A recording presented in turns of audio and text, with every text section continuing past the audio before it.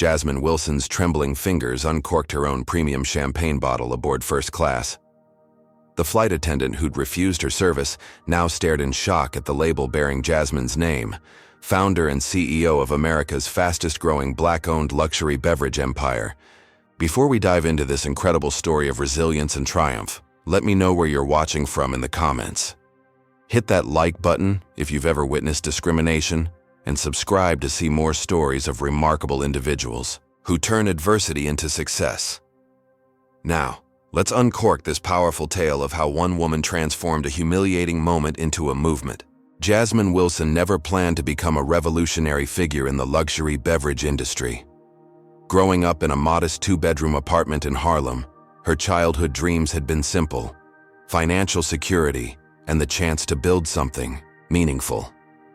Her grandmother Eloise raised her after her parents died in a car accident when she was just 8 years old. Their small home was filled with love, but perpetually short on money. "You can build something from nothing if you have vision and determination," Eloise would tell young Jasmine while teaching her to cook family recipes. "Your hands were made to create, not just to serve." Those words echoed in Jasmine's mind years later as she worked her way through Spelman College, graduating summa cum laude with a business degree. Despite her academic achievements, the path forward wasn't easy. She took 3 jobs simultaneously: administrative assistant by day, rideshare driver evenings, and weekend shifts at a wine shop where she discovered her passion for fine beverages. The wine shop job began as a necessity, but evolved into fascination. Jasmine noticed something troubling about the luxury wine and champagne industry: the complete absence of Black-owned brands on their premium shelves. When she asked her manager about it, he laughed. "Black folks drink what we sell them. They don't make this stuff," he said dismissively, unaware that his words were planting the seed of what would become Royal Heritage champagne. Jasmine devoted every spare moment to learning about viticulture, fermentation processes, and the business of luxury beverages. She took weekend certification courses, attended tastings, and saved every penny toward her vision: creating America's first Black-owned ultra-premium champagne brand that would compete with established European labels. Her grandmother's small kitchen table became her first office, covered with business plans, market research, and budget projections. For 10 years, Jasmine lived with single-minded focus. While friends bought homes and started families, she poured everything into her dream. Her dating life consisted of brief relationships that inevitably ended when partners couldn't understand her dedication. "You're obsessed," her last boyfriend had said before walking out. "There's no room for anything else in your life." Maybe he was right, but Jasmine couldn't slow down. The vision was too clear, too necessary. The luxury beverage industry needed disruption, needed voices and perspectives like hers. Finding investors proved nearly impossible. Jasmine approached 47 different venture capital firms, banks, and angel investors. Each rejection followed a similar pattern: initial interest followed by sudden concerns about market fit, or questions about whether African Americans would purchase premium champagne. During her 48th pitch to a Black female investor named Tanya Michaels, Jasmine finally heard the words she'd been waiting for. "I see what you're building," Tanya said, studying Jasmine's meticulously prepared business plan. "And more importantly, I see why it matters." With Tanya's initial investment of $500,000, Royal Heritage was born. Jasmine secured a partnership with a small vineyard in California's Sonoma Valley, working directly with the vintners to create a distinctive product. She insisted on quality that would surpass expectations, knowing her brand would face extra scrutiny because of who founded it. The challenges continued. Distributors questioned whether a Black woman could understand true luxury. Retailers expressed doubts about shelf placement.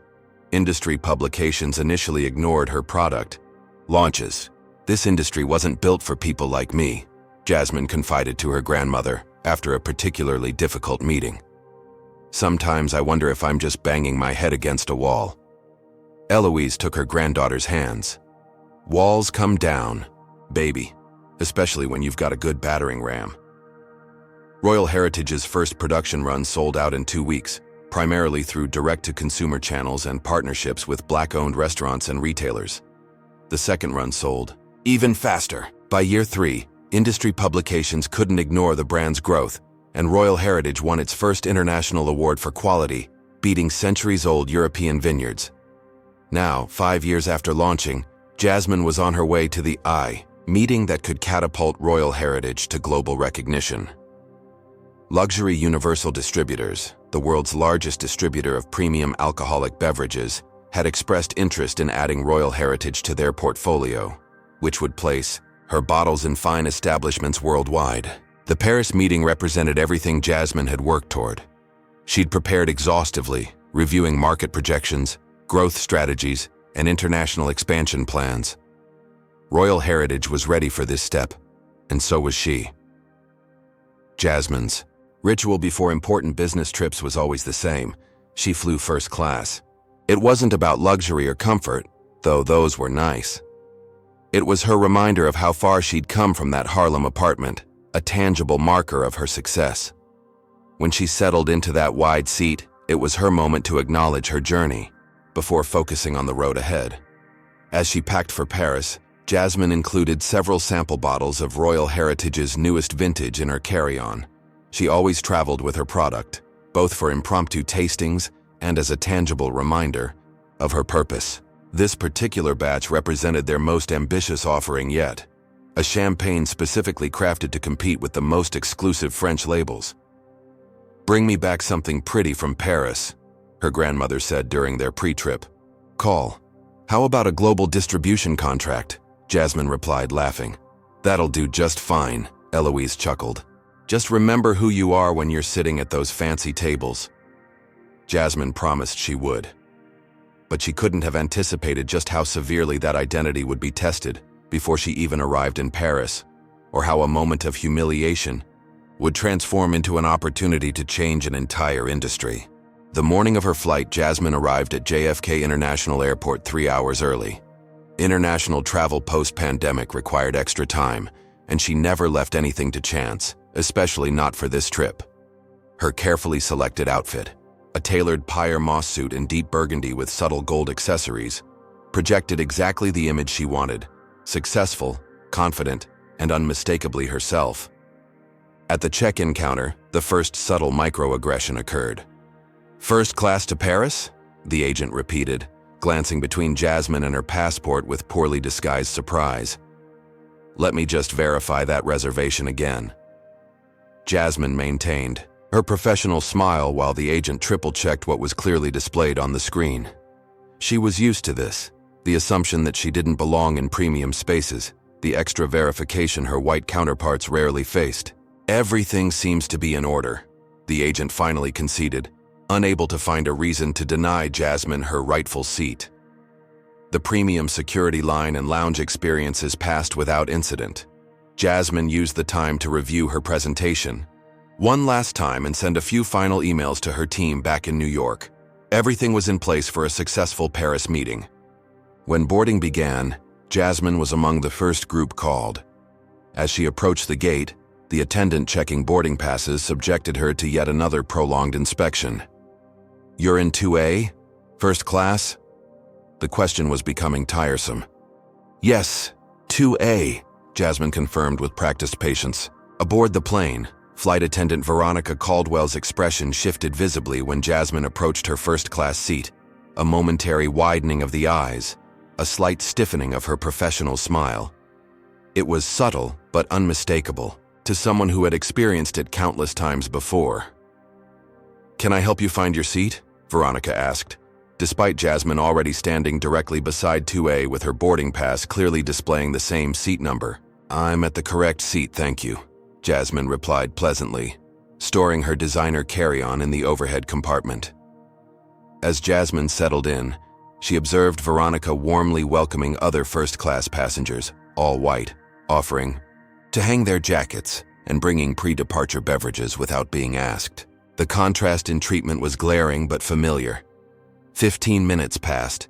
The 8 other first-class passengers had all received attentive service, including champagne, water, or juice of their choice. Jasmine remained unattended, her call button deliberately unused. She preferred to give people the opportunity to correct their oversight before drawing attention to it. When Veronica passed by again, Jasmine gently raised her hand. "Excuse me. I'd love some champagne when you have a moment." "We'll get to you when we can," Veronica replied curtly, continuing down the aisle without stopping. Jasmine took a deep breath and returned to reviewing her notes. Another 10 minutes passed. 2 more white passengers who had boarded after Jasmine were promptly served drinks upon taking their seats. When Veronica passed again, Jasmine tried once more, her voice still calm and professional. "I'm sorry, but I've been waiting quite a while for a drink. Everyone else seems to have been served." This time, Veronica's expression hardened slightly. "We're very busy with boarding. If you could be patient, we'll get to everyone eventually." The businessman across the aisle, who had been served immediately, glanced over with a frown, clearly noticing the discrepancy in treatment. Final boarding announcements were made. All first-class passengers were settled with their pre-flight beverages, except Jasmine. As the cabin crew prepared for departure, Jasmine pressed her call button. Veronica returned with visible irritation. "Yes? I still haven't received any beverage service," Jasmine said quietly, maintaining her composure. "The flight is about to depart, and I notice everyone else has been served." Veronica's response was immediate and implausible. "I'm sorry, but we've run out of champagne for now." At that exact moment, another flight attendant passed by carrying a tray with 2 flutes of champagne, delivering them to a white couple in the last row of first class who had boarded after Jasmine. The businessman across the aisle now looked openly uncomfortable, witnessing the obvious lie. A few other passengers glanced over, the tension becoming palpable. Jasmine felt a familiar heat rising in her chest, the unique mixture of humiliation, anger, and resigned recognition that came with these moments. Throughout her career, she'd faced countless situations where her presence in luxury or executive spaces was met with resistance, where she was treated as if she didn't belong despite her accomplishments. "I'd like to speak with the flight supervisor, please," Jasmine requested, her voice steady despite the emotion building inside her. Veronica's expression flickered between annoyance and concern, the latter likely due to the increasing number of witnesses to her behavior. "That's not necessary. I can bring you something else." "I'd prefer to speak with your supervisor," Jasmine repeated firmly. Minutes later, Flight Supervisor Brandon Matthews arrived. His expression was professionally neutral as Jasmine calmly explained the situation. "I've been sitting here for over 30 minutes while every other passenger received prompt service. When I requested champagne, the same beverage freely, offered to others, I was first ignored, then told you'd run out while I watched it being served to passengers who boarded after me." Brandon's response was a masterclass in corporate non-apology. "I'm very sorry about your experience. I assure you we provide the same quality service to all our premium customers. I'll certainly look into this misunderstanding." The word misunderstanding hung in the air. It wasn't a misunderstanding. Everyone who had witnessed the interaction knew exactly what had happened. "Thank you," Jasmine replied, recognizing the futility of pursuing the matter further with someone determined not to acknowledge the obvious discrimination. "While you're looking into it, I believe I'll serve myself." With quiet dignity, Jasmine reached for her carry-on bag in the overhead compartment. From a specialized travel case, she removed a small bottle of champagne. Not just any champagne, but her own Royal Heritage Grand Reserve. The label, with its distinctive gold crown logo and Jasmine's signature as founder and master vintner, was clearly visible. The cabin grew silent as Jasmine expertly removed the foil and eased the cork out with a subtle pop. The sound drew every eye in first class. She poured the golden liquid into her empty water glass, the bubbles dancing in the cabin light. Veronica stood frozen in the aisle, her face cycling through confusion, shock, and then recognition as she read the label and connected it to the woman she had been refusing to serve. Jasmine raised her glass in a small toast to no one in particular and took a sip of her own exquisite creation. The champagne, notes of brioche, green apple, and a hint of honeysuckle with an exceptionally fine mousse, was even better than she remembered. Perfect for celebrating small victories and weathering Life's indignities. The businessman across the aisle caught her eye and nodded slightly, a gesture of respect that acknowledged both the discrimination she'd faced and the elegance with which she'd responded. Brandon, the supervisor, stood awkwardly nearby, clearly unsure how to proceed. Veronica had disappeared toward the galley, presumably to avoid the situation she'd created. What Jasmine didn't notice was the young woman 2 rows behind her, a social media influencer with millions of followers, discreetly recording the entire incident on her phone. As the plane prepared for takeoff, the video was already uploading to multiple platforms, about to reach an audience far beyond the confines of this aircraft. Jasmine sipped her champagne, unaware that this moment of personal dignity in the face of discrimination was about to transform her company and shake an entire industry to its core. What happens when a moment of everyday discrimination collides with the unstoppable force of social media? How quickly can a personal slight transform into a global conversation? And what power does a single act of dignity hold in challenging systemic injustice? The answers were about to unfold at 30,000 feet. Maya Rodriguez, the 28-year-old lifestyle influencer seated 2 rows behind Jasmine, had captured the entire interaction on her phone. With 6 million followers across platforms, Maya had built her brand on authenticity and social awareness alongside luxury lifestyle content. What she had just witnessed was a perfect storm for her audience, the intersection of blatant discrimination and empowered response, all within the rarefied environment of international first class. Witnessing racism in real time, Maya typed as she uploaded the 3-minute video showing Veronica serving white passengers while repeatedly ignoring Jasmine, followed by the supervisor's dismissive response and Jasmine's powerful solution. Watch how this black woman CEO responds when the flight crew refuses to serve her champagne while serving everyone else. As the plane reached cruising altitude and Wi-Fi became available, Maya's post began its journey across the digital landscape. Her followers responded immediately, sharing and commenting with outrage and admiration. Within 20 minutes, the video had 10,000 views. By the first hour of the flight, it had reached 100,000. The comment section exploded. "This is what we deal with every day. Who is this queen with her own champagne? That flight attendant needs to be fired. Wait, is that Royal Heritage? I've been seeing that brand everywhere." The video jumped platforms, picked up by aggregator accounts with millions more followers. Someone identified Jasmine by tagging Royal Heritage's official accounts, and suddenly the story had a name, a face, and a brand attached to it. Hashtags multiplied. Sure, champagne justice, just flying while black, just Royal Heritage. 2 hours into the 7-hour flight, the view count hit 1 million. By hour 3, mainstream media websites were embedding the video in quickly written articles. Black CEO's perfect response to airline discrimination goes viral. What made the video so compelling wasn't just the discrimination, sadly, all too common, but Jasmine's response.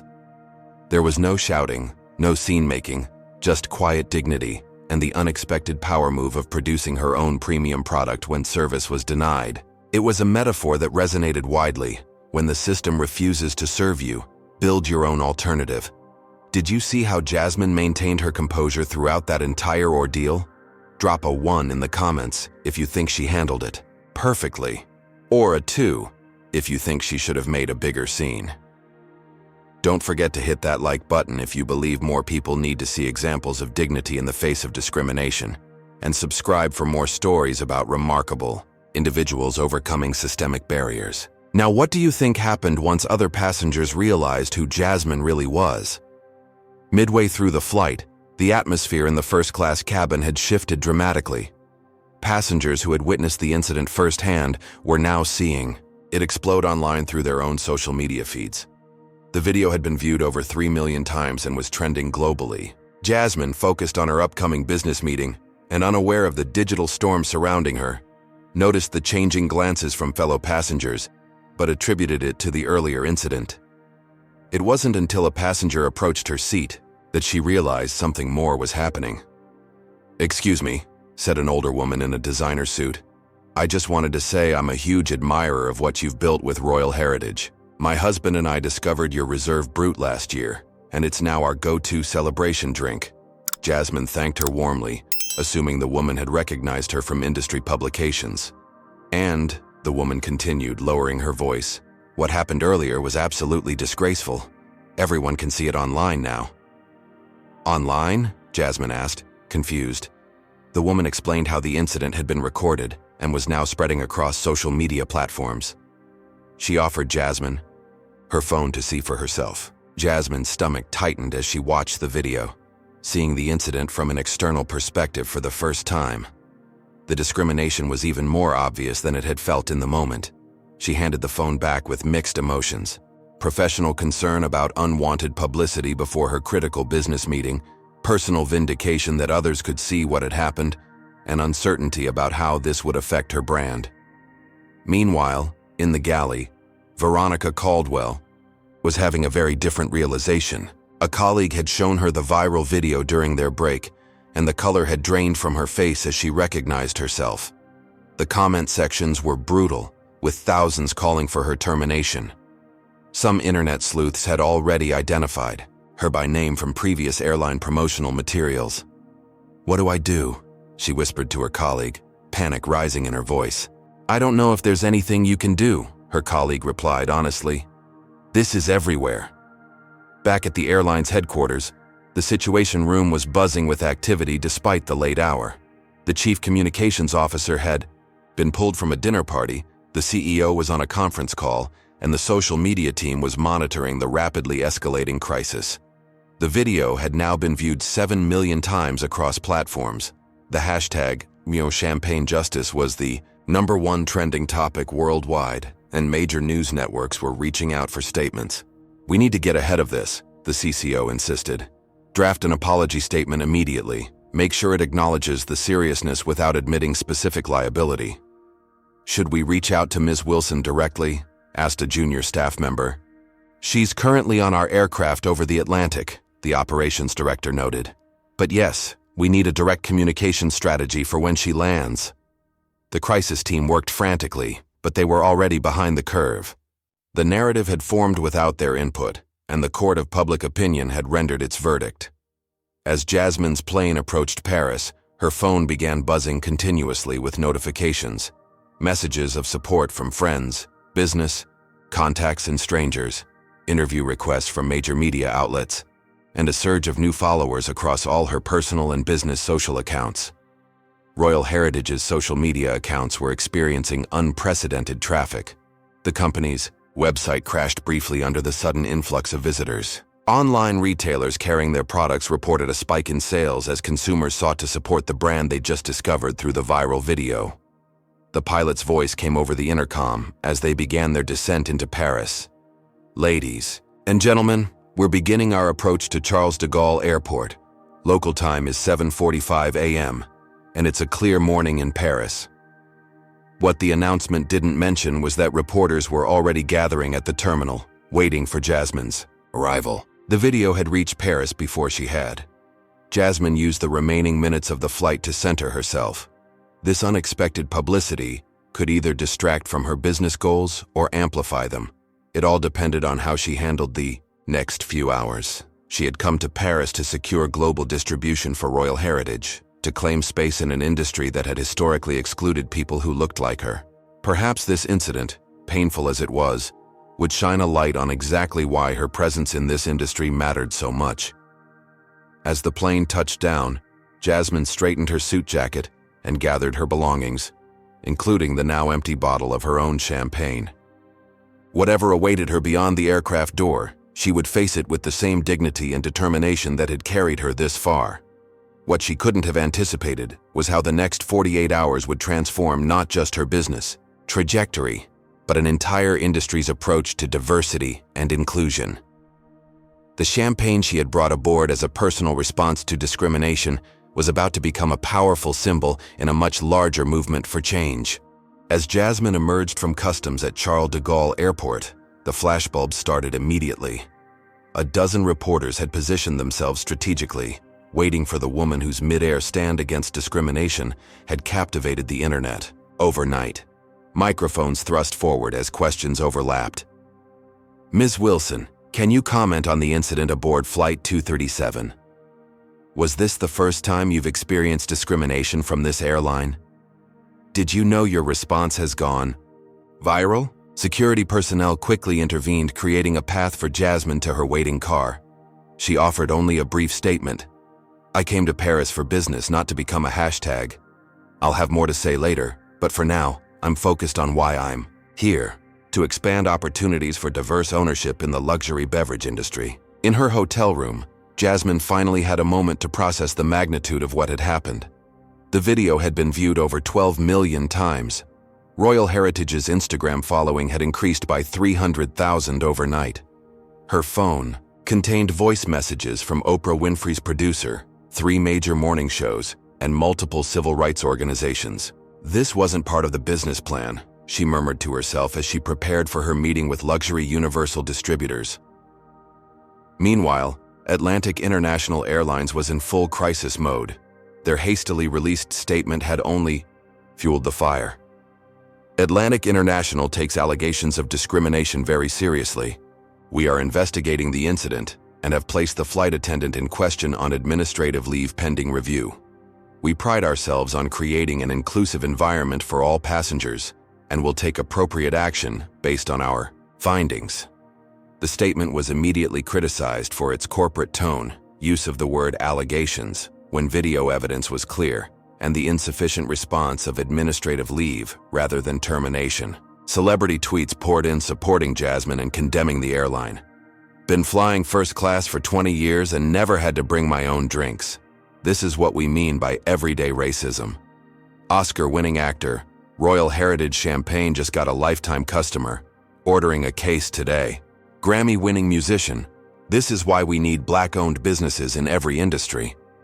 Professional athlete. By mid-morning Paris time, Jasmine received a direct email from Atlantic International's CEO, Alexander Montgomery. "Ms. Wilson, I want to personally apologize for your experience aboard our flight. This incident does not reflect our company values. I would appreciate the opportunity to speak with you directly to address your concerns and make this right. We value you as a customer and regret any discomfort you experienced." The email struck Jasmine as tone-deaf, focusing on customer satisfaction rather than the systemic issues at play. She forwarded it to her assistant with instructions to respond that she would consider a conversation after her business meetings concluded.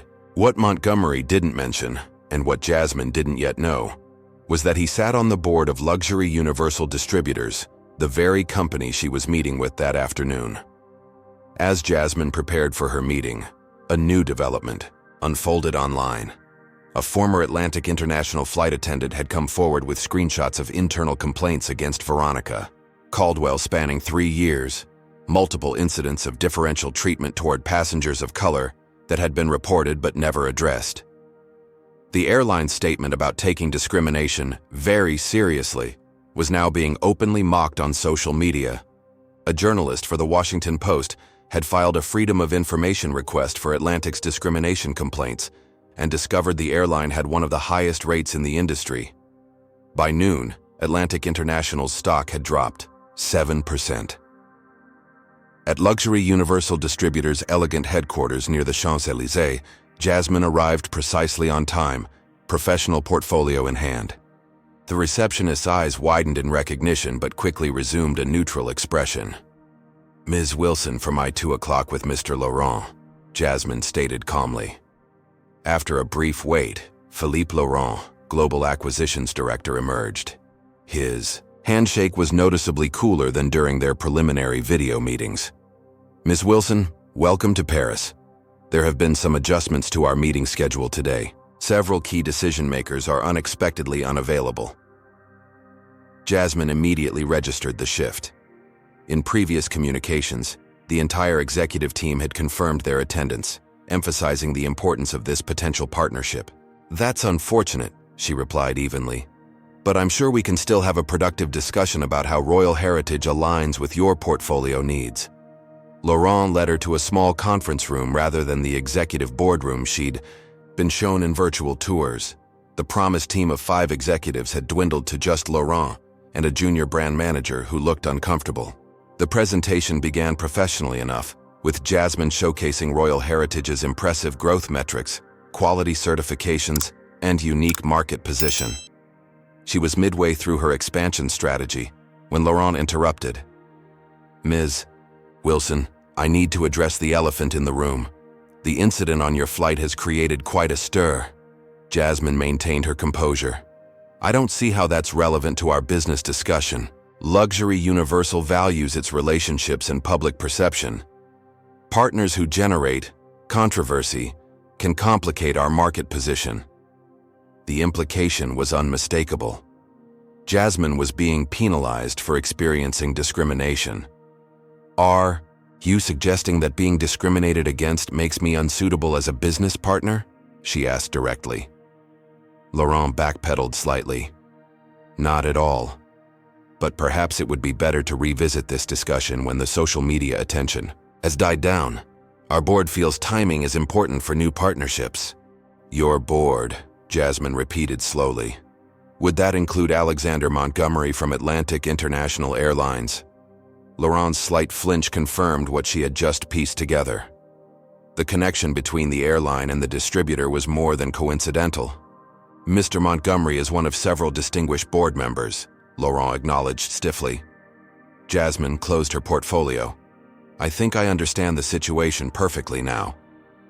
As she prepared to leave, Laurent offered what he clearly thought was helpful advice.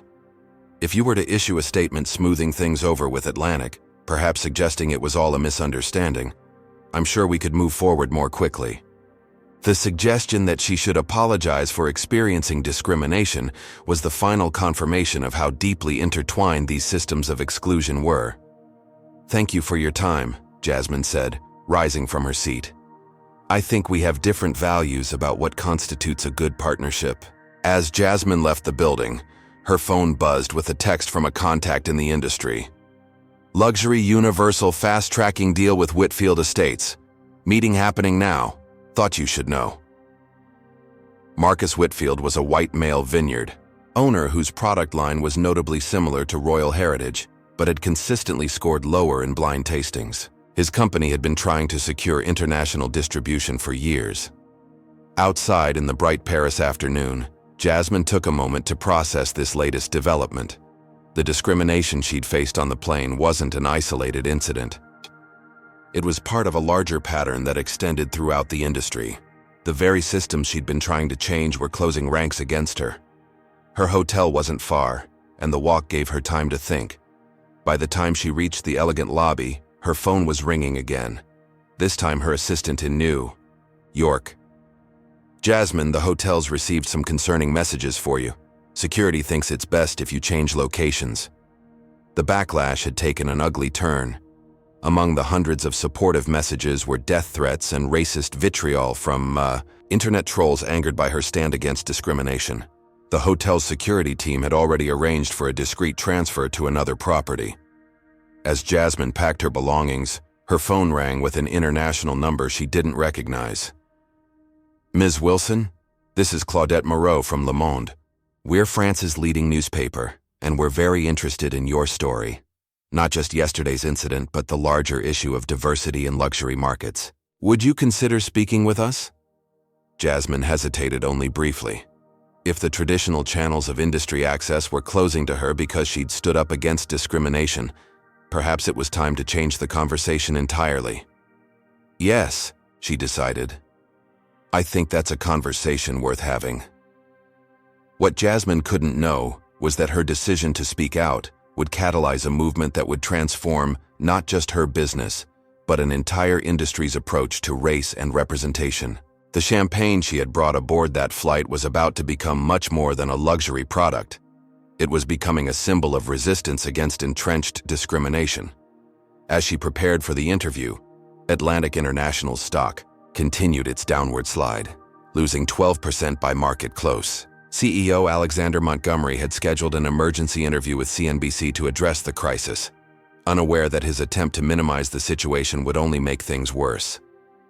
"It was an unfortunate misunderstanding," Montgomery told the Financial News Network. "Our flight attendant was busy with pre-flight duties, and Ms. Wilson misinterpreted the delay in service. We regret any hurt feelings, but Atlantic International has always valued diversity, The interview was a disaster. The phrase, hurt feelings, was immediately seized upon as trivializing discrimination, and Montgomery's dismissive tone sparked fresh outrage. Within hours, 3 civil rights organizations had called for boycotts of the airline, and the hashtag #HurtFeelings was trending alongside Champagne Justice. Back in her new hotel room, Jasmine watched the interview with a mixture of disbelief and grim validation. The mask had slipped, revealing the true attitudes beneath the corporate diversity statements. Montgomery had shown exactly why her presence in this industry and her refusal to accept second-class treatment mattered so much. Her phone buzzed with a text from an unknown number. "This is Clara DuPont. I'm a junior executive at Luxury. Universal, what happened in today's meeting was wrong. Some of us want to talk, discreetly." Jasmine stared at the message, considering its implications. Perhaps the path forward wouldn't come from the top of these organizations but from allies within who were equally tired of the status quo. As night fell over Paris, Jasmine Wilson, who had arrived hoping only to secure international distribution for her champagne brand, found herself at the center of a growing movement for accountability and inclusion in spaces that had long excluded people who looked like her.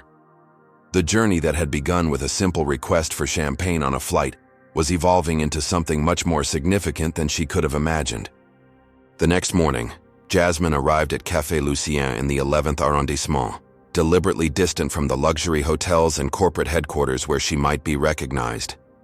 The message from Clara DuPont had led to this meeting, arranged, with careful attention to privacy. Jasmine chose a table in the back corner, ordered an espresso, and waited. 20 minutes later, 3 people entered the cafe separately, but converged on her table. Clara DuPont, a stylish black woman in her early 30s, Jean Toussaint, an older Martinican man, and Sophie Lefebvre, a young white woman with bright red hair. All 3 worked for Luxury Universal distributors in different capacities. "Thank you for meeting us," Clara began after they ordered. "What happened yesterday with Laurent was unacceptable, but not surprising. Some of us have been fighting this culture from within for years." Jean, who had been with the company for 22 years, leaned forward. "Luxury Universal has never, not once in its entire history, partnered with a black-owned beverage brand. I've been keeping track." "It's not for lack of opportunities," Sophie added. "Several excellent products have been presented. They always find reasons why they're not quite right for the portfolio." Clara pulled out her tablet. "What they didn't show you yesterday was the actual market research. Your product outperformed Whitfield Estates in every blind tasting. The quality isn't the issue."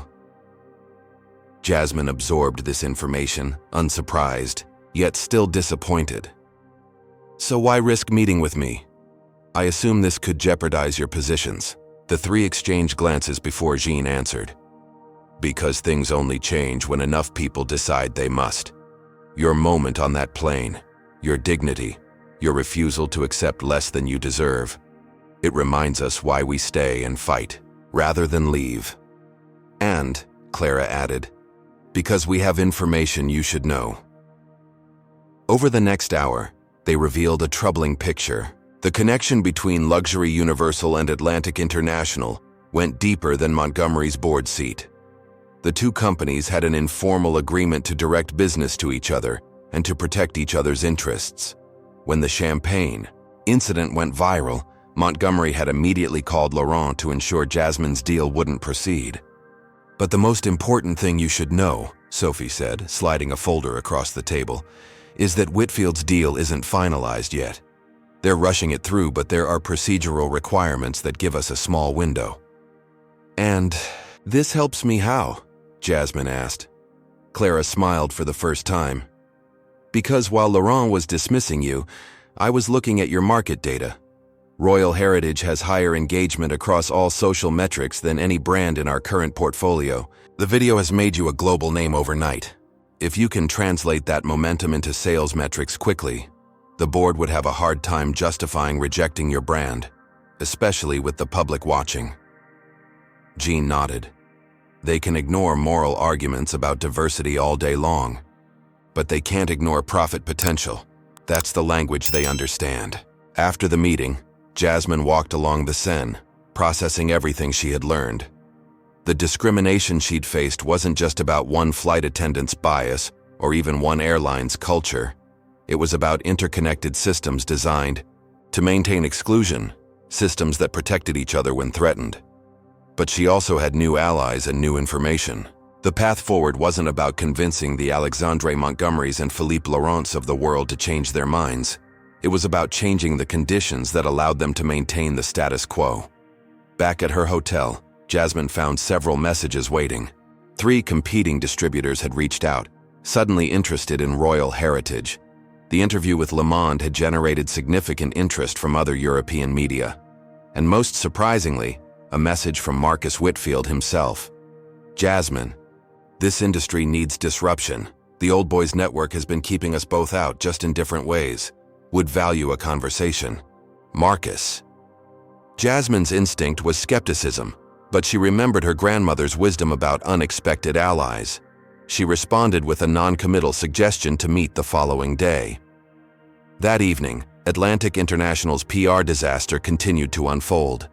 An internal memo had leaked, showing that Montgomery had initially pushed for a much harsher statement blaming Jasmine for creating a scene before legal advised against it. The hashtag Yammer Champagne Justice had now been used over 2 million times. Montgomery finally requested a direct call with Jasmine, which she accepted on the condition that her attorney could join. The conversation went precisely as she expected. Montgomery offered a significant financial settlement, a lifetime of free first-class travel, and public apologies in exchange for Jasmine signing a non-disclosure agreement and issuing a joint statement describing the incident as a misunderstanding. "So you want me to help you cover up discrimination in exchange for money and perks?" Jasmine summarized after his lengthy proposal. "I'm offering a generous solution that benefits everyone," Montgomery replied stiffly. "Except anyone else who might face discrimination on your airline in the future," Jasmine countered. "I'll need time to consider your offer." She had no intention of accepting, but the call confirmed what she already suspected. Montgomery was desperate to make the story disappear rather than address the underlying issues. The meeting with Marcus Whitfield the next day surprised her. Far from the competitor she'd imagined, he was frustrated with the industry's old guard mentality and the constant moving of goalposts for newer brands, regardless of quality. "They let me get close because I look the part," he explained over coffee. "But I'm still not one of them. They'll partner with me because not doing so would be too obvious after rejecting you, but they'll never truly accept either of us." "So, what are you suggesting?" Jasmine asked. "A collaboration instead of competition. My distribution channels with your social media momentum. We could create something that doesn't need their permission or approval." The idea was intriguing. By that evening, they had outlined a potential partnership that would leverage both their strengths while maintaining their distinct brands. Meanwhile, Clara had sent another message. Luxury Universal's board was meeting in emergency session to discuss the PR implications of their connection to Atlantic International and the potential rejection of royal heritage. The narrative was shifting from a single incident of in-flight discrimination to a larger story about systemic exclusion in luxury markets. Jasmine's phone rang again, her assistant in New York. "The Royal Heritage website is back up after we increased server capacity," she reported. "We've had over 50,000 new account registrations since the incident, and retailers are reporting they can't keep the product in stock. Our direct sales have increased 700%. "What about the Paris distributors I met with yesterday?" Jasmine asked. "All 3 have sent formal partnership proposals, and there's more. Bergdorf's wants to feature royal heritage in their holiday campaign, and the James Beard Foundation is requesting you as a keynote speaker." The momentum was building. What had begun as a humiliating experience was transforming into an unprecedented opportunity, not just for royal heritage, but for changing expectations about who belonged in luxury spaces. That night, as Jasmine prepared for bed, she received one more message, this one from her grandmother. "Baby, I just saw you on the news. You stood your ground with grace, just like I taught you. Remember what I always say." Jasmine smiled. finishing the familiar phrase aloud. When they won't make room for you at the table, build your own table and invite others to join you. With that wisdom guiding her, Jasmine began formulating a bold new strategy, one that would bypass the traditional gatekeepers entirely, while creating space for others who had been similarly excluded. The idea that began taking shape wasn't just about selling champagne. It was about transforming how luxury products reached consumers and who got to define what luxury meant in the first place. As she drifted off to sleep, Jasmine felt a clarity of purpose, unlike anything she'd experienced before. She had come to Paris, seeking approval from an industry that had shown itself unwilling to truly include her. Perhaps it was time to stop asking for permission and instead create something revolutionary. The next morning would bring a new approach, one that would shake the foundations of an industry that had remained unchanged for generations. The champagne incident was about to catalyze something much bigger than anyone could have anticipated. Have you ever faced a moment when all your careful plans crumbled, forcing you to rebuild from scratch? When the very industry you've worked so hard to enter reveals its determination to keep you out? What would you do if the gatekeepers you've been trying to impress suddenly showed their true colors? Would you retreat, or would you find the courage to forge an entirely new path? As midnight approached in Paris, Jasmine sat on her hotel balcony overlooking the illuminated Eiffel Tower, her grandmother's words echoing in her mind. The path she had meticulously planned, securing traditional distribution through established channels, had been blocked by the very discrimination she'd been fighting her entire career. It was time for a fundamental rethinking of her approach. Jasmine picked up her phone and called the one person who had always helped her see clearly in moments of crisis. "Grandma? I know it's late in New York." "Child, you know I don't sleep much these days anyway," Eloise replied, her voice warm. "Besides, I've been waiting for your call. I saw everything on the news." For the next hour, Jasmine poured out the whole story. Not just the flight incident that had gone viral, but the subsequent meeting with Luxury Universal, the connections between the airline and the distributor, the settlement offer with its silencing conditions, and the potential new alliance with Marcus Whitfield. "It feels like everything I've worked for is being threatened because I dared to stand up for myself," Jasmine concluded. Eloise was quiet for a moment before responding. "Baby, do you remember when you were 12 and that math teacher said you weren't naturally gifted enough for the advanced class?" Jasmine smiled at the memory. "And you marched into that school the next day." "That's right. But what I never told you was what I said to the principal. I didn't just demand they put you in that class. I told them, my granddaughter doesn't need your validation to know her worth, but you're going to give her the opportunity she deserves anyway. You never told me that part. Because I wanted you to fight your way through that class on your own terms, not with anger or a need to prove them wrong. And what happened? I got the highest grade," Jasmine remembered. "Exactly. Now you're facing the same situation on a bigger scale. These companies don't get to decide your worth, but you're going to succeed anyway. Not because they finally let you in, but because you're going to build something better." The conversation shifted something fundamental in Jasmine's thinking. She had been trying to win approval from an industry built on exclusion rather than transforming it entirely. "Thank you, Grandma. I think I know what I need to do now." After ending the call, Jasmine sent messages to her core team in New York, requesting an urgent video conference, despite the time difference. By 1 a.m. Paris time, her laptop screen showed the tired but determined faces of her executive team, 5 diverse professionals who had believed in royal heritage from the beginning. "I know it's late, but we need to pivot completely," Jasmine began. "The traditional distribution model isn't going to work for us. Not because we aren't good enough, but because the system is designed to exclude brands like ours." For the next 2 hours, they brainstormed a revolutionary approach. Rather than continuing to seek validation from established distributors, they would create an entirely new pathway to market, leveraging the viral moment to connect directly with consumers and retailers. "First, we need to reach out to every independent Black-owned retailer, restaurant, and venue globally," Jasmine directed. "Offer preferential terms and exclusive partnerships. Her sales director nodded. We already have a database. We can start tomorrow. Second, let's create an alliance with other minority-owned beverage companies. Instead of competing against each other for the few spots these distributors will allow, we'll build our own distribution network. By sunrise in Paris, they had outlined a comprehensive strategy. Rather than a setback, the viral incident would become the catalyst for a revolutionary approach to luxury beverage distribution, one that would prioritize quality, innovation, and inclusion over tradition and exclusion. Are you seeing how Jasmine is turning this moment of discrimination into an opportunity for transformation? Type 1 in the comments if you've ever had to create your own path when traditional doors were closed to you. Hit that like button if you believe in building new tables rather than begging for seats at old ones. And don't forget to subscribe for more stories about revolutionary thinkers who refuse to accept the limitations others place on them.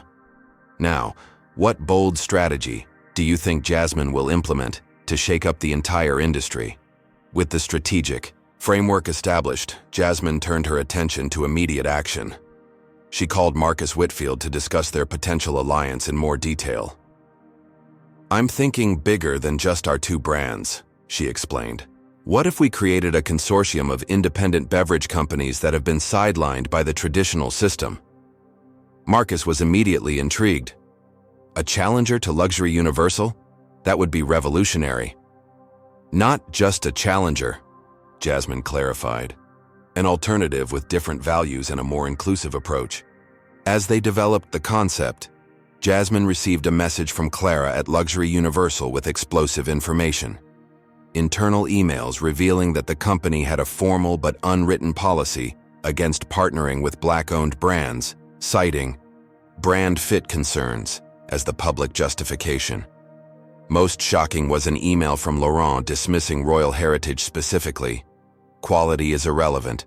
Our core consumers aren't ready for this kind of brand diversity. The evidence was damning, potentially enough for a discrimination lawsuit. But Jasmine was thinking beyond legal remedies. This wasn't just about holding one company accountable. It was about changing the entire system.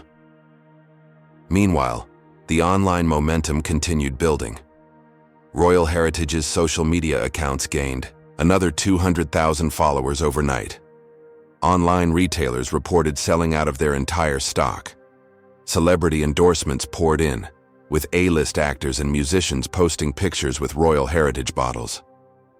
By mid-morning, Jasmine had scheduled a press conference for the following day. Rather than just responding to the airline incident, she would announce her new vision, a revolutionary approach to luxury beverage distribution centered on quality, innovation, and inclusive excellence.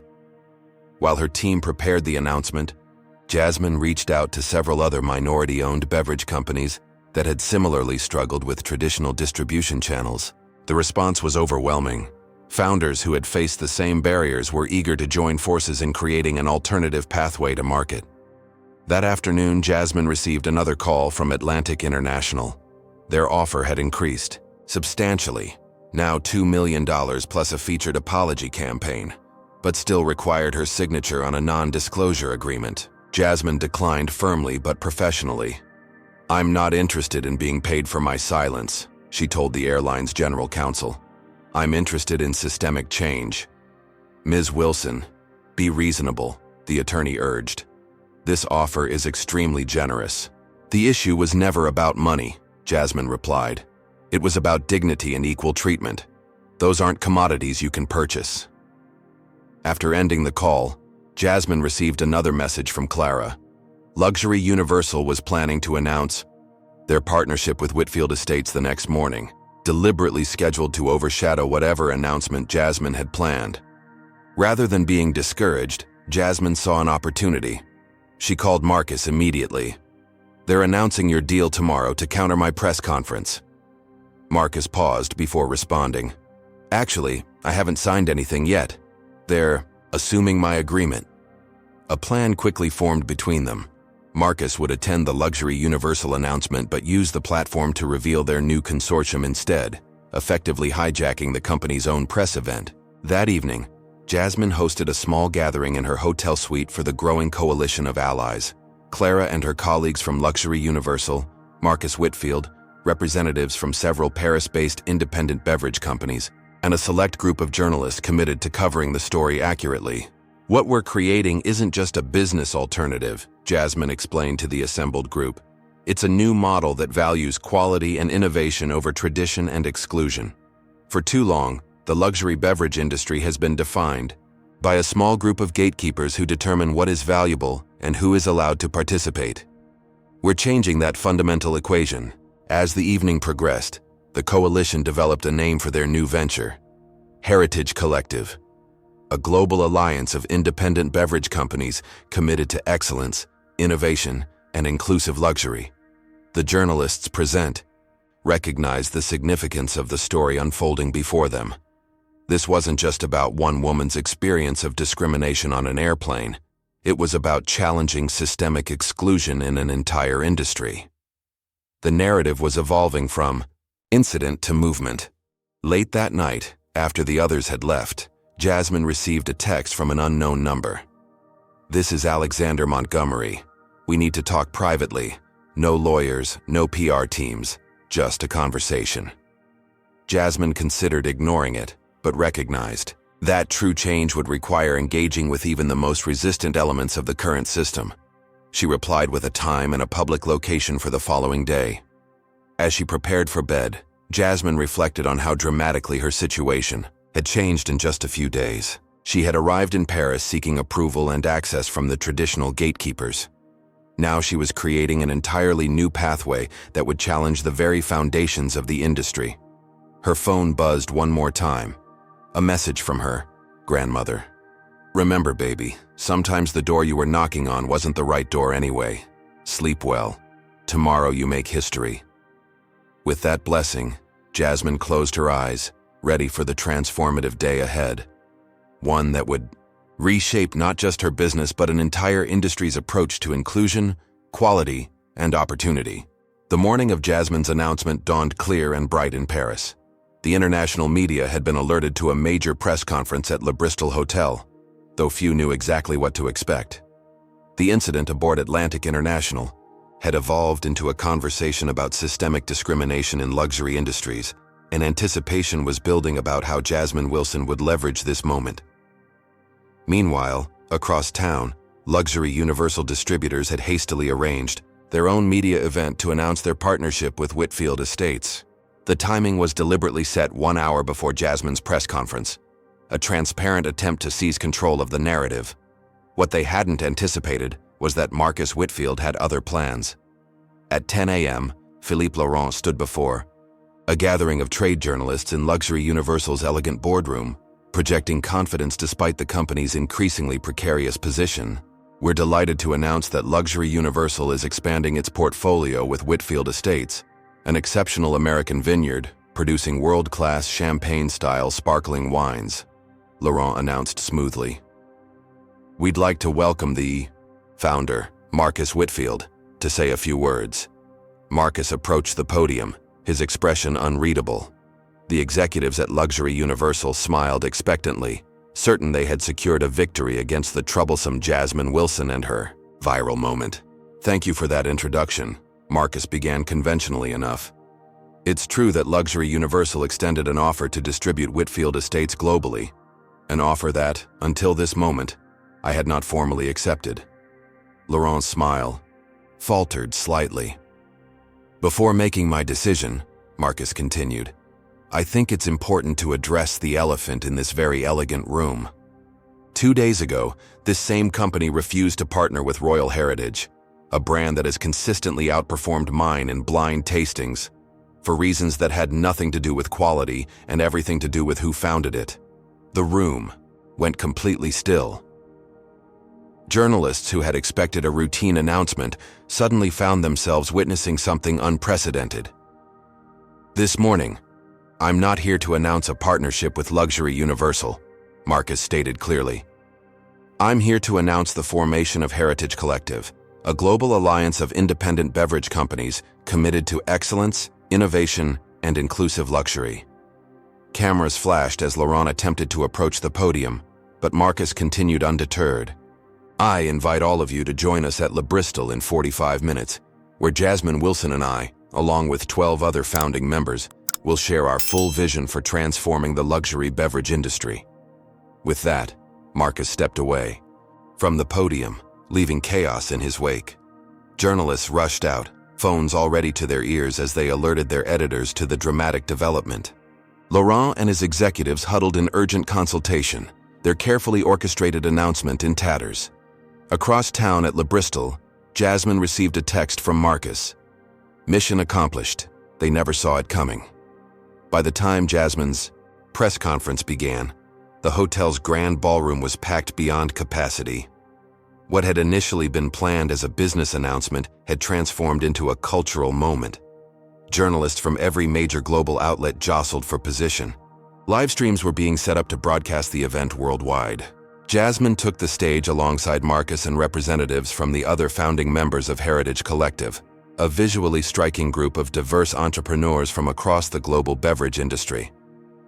"Good morning," Jasmine began, her voice steady and confident. 5 days ago, I boarded a flight to Paris for what I thought would be a routine business trip. What happened instead has revealed something important about the luxury industry, not just about one flight attendant or one airline, but about systems of exclusion that have persisted for far too long. She paused, surveying the room of attentive faces. Today, we're turning that moment of discrimination into a movement for transformation. Heritage Collective will create new pathways for exceptional products to reach discerning consumers. Pathways based on quality and innovation rather than tradition and exclusion. For the next 30 minutes, Jasmine and her partners outlined their revolutionary approach. Heritage Collective would create an alternative distribution network, connecting independent beverage companies directly with retailers, restaurants, and consumers worldwide. They would leverage digital platforms to bypass traditional gatekeepers, implement blockchain technology for supply chain transparency, and create immersive experiences that redefined luxury engagement. The announcement was met with thunderous applause. Social media exploded with support, the hashtag #SangeHeritageCollective quickly trending alongside the still viral Daosh Champagne Justice. As the formal presentation concluded and the networking portion began, Jasmine noticed a commotion at the entrance to the ballroom. Philippe Laurent and several luxury Universal executives were attempting to enter, but were being politely but firmly turned away by the event security. "Let them in," Jasmine instructed, surprising her team. Laurent approached, visibly uncomfortable but maintaining a veneer of professional courtesy. "Ms. Wilson, this is quite the spectacle you've created." "This isn't a spectacle, Mr. Laurent. It's the future," Jasmine replied calmly. "I came to Paris seeking a partnership with your company because I believed in playing by the established rules. Now I understand those rules were never designed to include people like me, no matter how exceptional our products." "Perhaps we acted hastily," Laurent suggested, lowering his voice. "We might be able to reconsider our position on royal heritage." Jasmine smiled, recognizing the desperation behind the offer. "The time for that conversation has passed, but I wish you well as you navigate this changing landscape." As Laurent retreated, Jasmine was approached by representatives from Galeries Lafayette, France's premier luxury department store. "Ms. Wilson, we'd be honored to feature royal heritage in our holiday champagne showcase. Your story, and more importantly, your product, aligns perfectly with our vision for the future of luxury." Similar conversations unfolded throughout the event as retailers, restaurants, and hospitality groups approached Heritage Collective members directly, bypassing the distributors who had previously controlled access. By early afternoon, news arrived that Atlantic International's stock had fallen another 15%. CEO Alexander Montgomery had canceled his scheduled meeting with Jasmine, instead announcing an emergency board meeting to address the crisis. That evening, Heritage Collective hosted an impromptu tasting event at a prestigious Paris venue. What had been planned as a small industry gathering swelled into the most coveted invitation in Paris as word spread. Fashion designers, film directors, musicians, and influencers all sought entry, eager to be associated with what was quickly becoming a cultural movement. The event featured blind tastings of products from all Heritage Collective founders, including a direct comparison between Royal Heritage and Whitfield Estates champagnes. When the results were revealed, showing Royal Heritage's clear quality advantage, the room erupted in applause. Live streaming brought the experience to millions worldwide, creating unprecedented exposure for brands that had previously struggled for recognition. Orders flooded in from retailers and consumers alike, overwhelmingly supporting the collective's vision of inclusive excellence. As the evening progressed, Jasmine received word that multiple competing distribution companies were reaching out, offering partnerships with terms far more favorable than Luxury Universal had ever considered. The balance of power was shifting rapidly. Across town, Atlantic International's crisis deepened as leaked internal emails revealed Montgomery's initial reaction to the viral video. Just another entitled passenger making demands. This will blow over. The airline's attempts to settle privately with Jasmine were now being interpreted as cover-up attempts rather than genuine remorse. By midnight, as the successful event wound down, Jasmine found a quiet moment to call her grandmother. "We did it, Grandma. We're building that new table you talked about." "I never doubted you would, baby," Eloise replied proudly.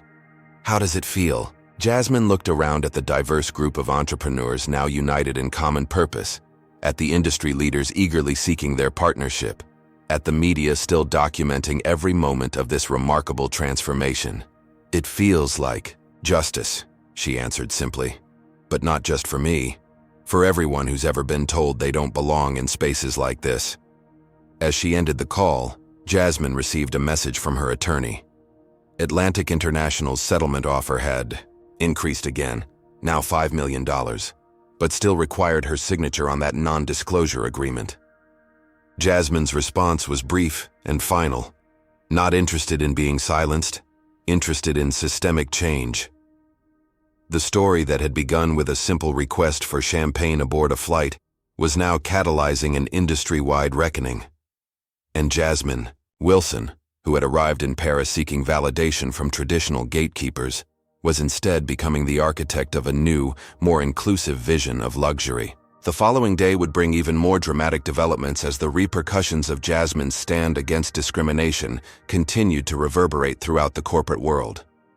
What had started as a viral moment was evolving into a movement, with the power to transform long-established systems of exclusion. The third day after the viral incident began with breaking news.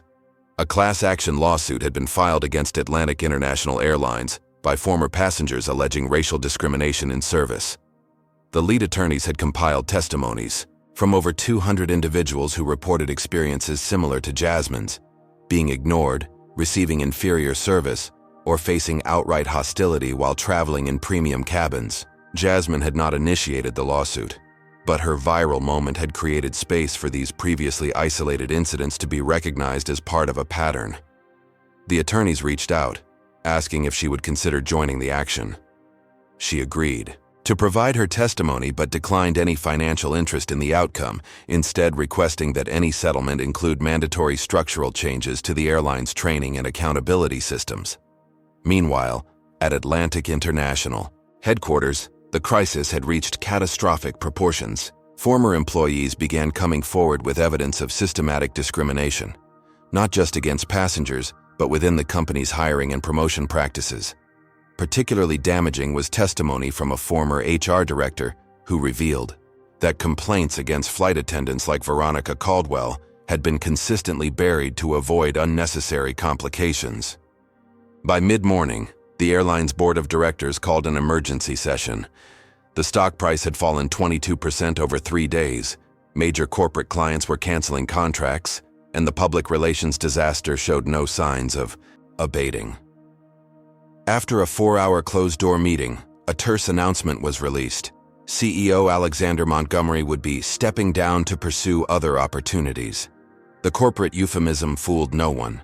Across the Atlantic, Jasmine received a surprising invitation to testify before a congressional committee examining discrimination in luxury market access. What had begun as a personal incident had sparked a broader conversation about systemic barriers faced by minority entrepreneurs across industries. "This isn't what I expected when I boarded that flight to Paris," Jasmine confided to Marcus as they prepared for another day of meetings with potential Heritage Collective partners. I came here to sell champagne, not start a movement. Sometimes the moment chooses you, Marcus replied.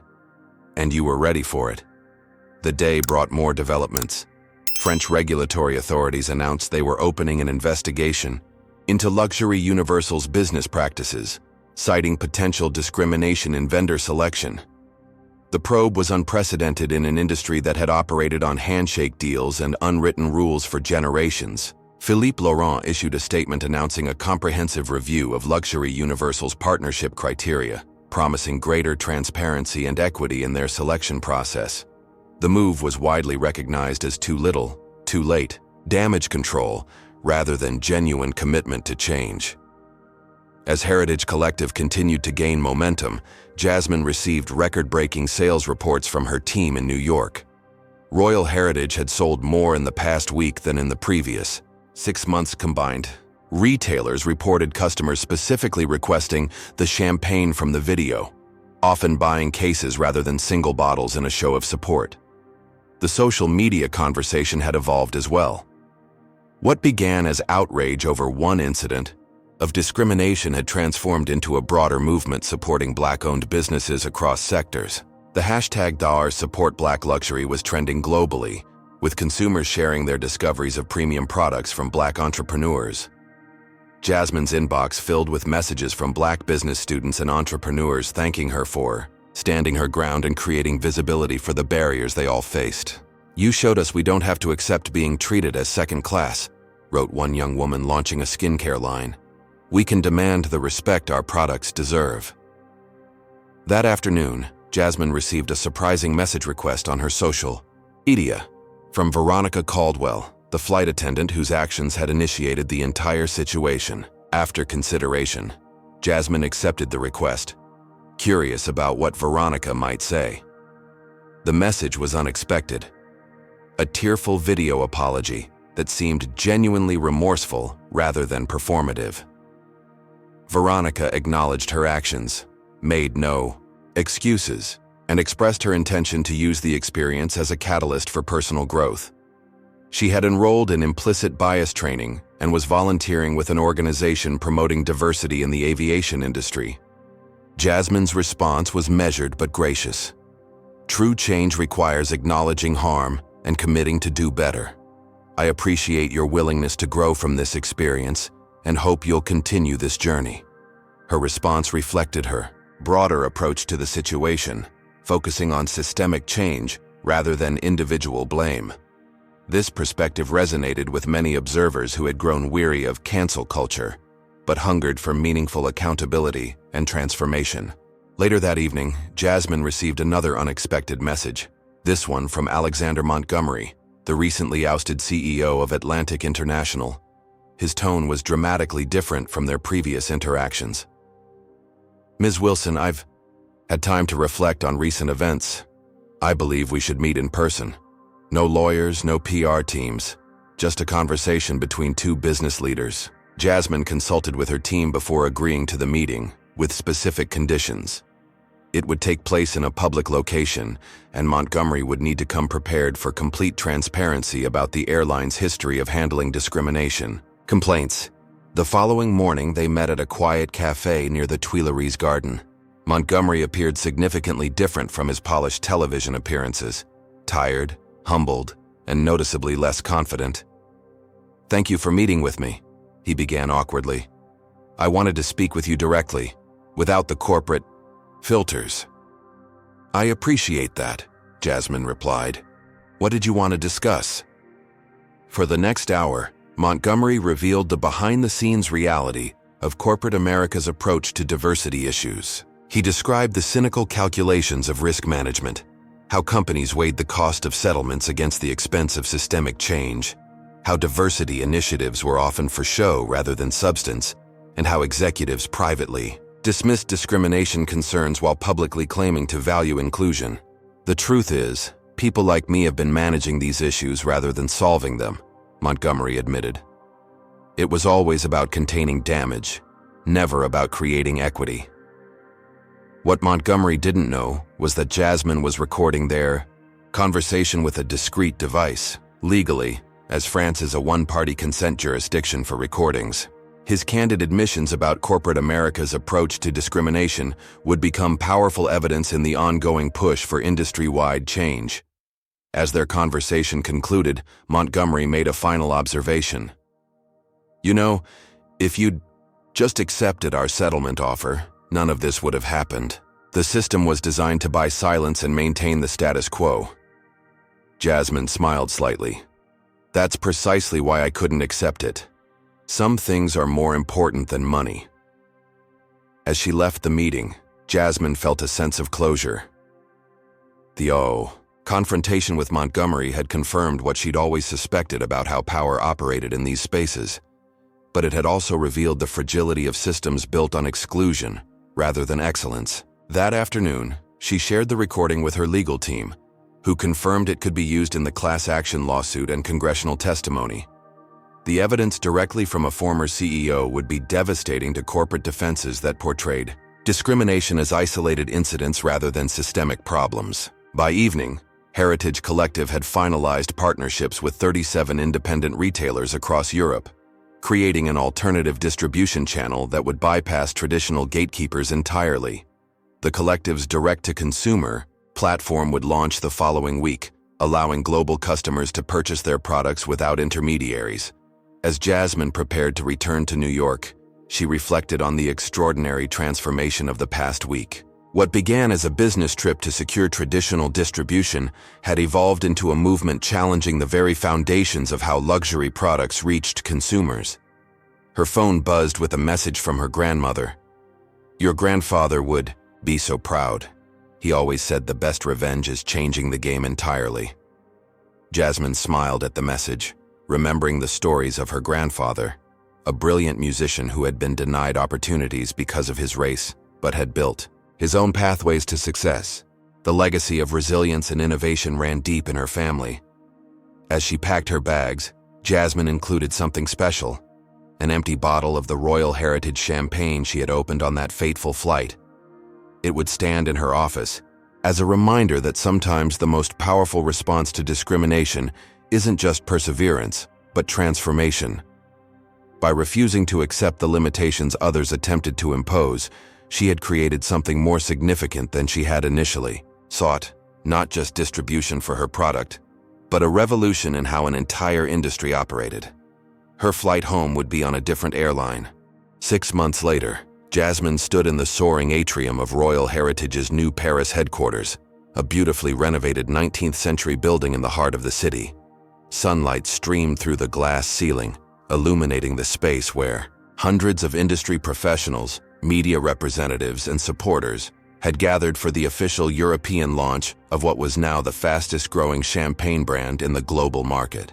The journey from that moment on the airplane to this triumphant day had been extraordinary by any measure. Royal Heritage had experienced a 1,200% sales increase in half a year. Heritage Collective now included 73 independent beverage companies from 28 countries, creating the first truly global alternative to traditional distribution networks. As Jasmine surveyed the crowd, she spotted familiar faces that represented each chapter of this remarkable story. Clara DuPont, now Heritage Collective's European Operations Director, was chatting with Marcus Whitfield, whose own brand had flourished within the new ecosystem. Jean Toussaint had left Luxury Universal to become Heritage's Master of Wine, bringing decades of expertise to the collective. Several members of Congress who had supported the legislation sparked by Jasmine's testimony were present, alongside European regulators who had overseen the industry reforms. Most precious to Jasmine was the elegant 82-year-old woman being escorted to a seat of honor, her grandmother Eloise, making her first-ever trip to Paris to witness her granddaughter's triumph. The formal program began with Jasmine approaching the podium. The room quieted immediately. 6 months ago, I boarded a flight to Paris with the simple goal of securing traditional distribution for Royal Heritage. What happened instead changed not just my company, but an entire industry's approach to inclusion and excellence. She paused, looking around the room. That moment on the airplane revealed something important. Systems of exclusion don't just harm individuals.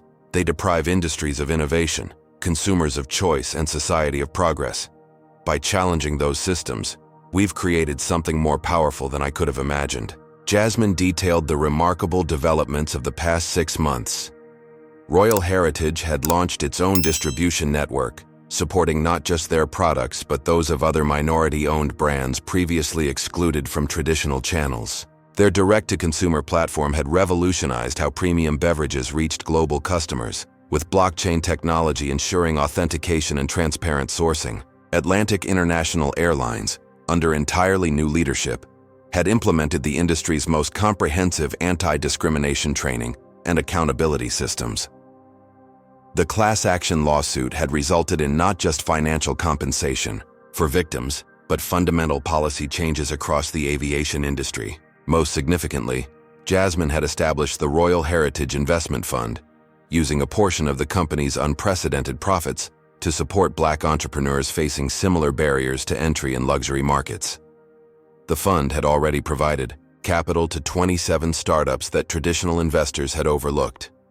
The video that captured that moment of discrimination is now used in business schools worldwide as a case study in crisis management, ethical leadership, and industry transformation, Jasmine noted. But more importantly, it's a reminder that sometimes the greatest opportunities arise from the most challenging moments. She gestured toward a special display at the center of the atrium, the original bottle of Royal Heritage champagne she had opened on that flight, now preserved in a custom case with a simple inscription, "Pour your own." Following the formal presentation, the celebration continued with the official unveiling of Royal Heritage's European collection, premium champagnes created in partnership with small French vineyards that had previously struggled for recognition against industry giants. As guests mingled and enjoyed the champagne, Jasmine escorted her grandmother through the crowd, introducing her to business leaders and dignitaries. "Your granddaughter has transformed our understanding of luxury and inclusion," the French Minister of Commerce told Eloise. "She has created a model that values excellence and accessibility simultaneously." Eloise smiled proudly. She was always stubborn about doing things her own way, even as a child. "I'm just happy the world finally caught up to her vision." As the afternoon progressed, Jasmine was approached by a familiar face. Flight attendant Clara Jackson from Atlantic International, part of the airline's new leadership team focused on service equity. "Ms. Wilson, I wanted to personally thank you," Clara said. "The changes you inspired at our company have created opportunities for advancement that never existed before. We're finally being evaluated on the quality of our service rather than fitting a certain image." "That's exactly what this was always about," Jasmine replied. "Excellence shouldn't have a color or gender attached to it." Later, as the formal event transitioned to evening celebrations, a special moment occurred that few could have anticipated. 6 months earlier, Jasmine boarded a short demonstration flight aboard Atlantic International's newest luxury aircraft. The same airline that had once denied her service was now featuring Royal Heritage champagne as their exclusive first-class offering. As Clara Jackson respectfully served Jasmine the first glass, the symmetry of the moment wasn't lost on anyone present. What had begun as discrimination had catalyzed transformation not just for one company, but for an entire industry's approach to service, quality, and inclusion. "Sometimes the most powerful response to discrimination isn't anger but excellence," Jasmine observed to the assembled journalists documenting the moment. "By refusing to accept limitations, we create new possibilities not just for ourselves, but for everyone who comes after us." The following morning, Jasmine noticed a young Black woman waiting nervously in the lobby of Royal Heritage's headquarters. Introducing herself as Aisha Thompson, the woman explained she had launched a small batch premium tea company, but was struggling to gain distribution despite excellent reviews. "Everyone says the quality is exceptional, but somehow there's always a reason why I don't fit their portfolio," Aisha explained. Jasmine immediately recognized the familiar pattern. "Let me guess. They use phrases like, 'not quite right for our customer base,' or 'doesn't align with our brand identity.'" Aisha's eyes widened. "Exactly those words. How did you know?" "Because discrimination rarely announces itself directly," Jasmine replied. "It hides behind vague professional language while maintaining the same exclusionary outcomes." Over coffee, Jasmine shared the lessons she'd learned through her journey.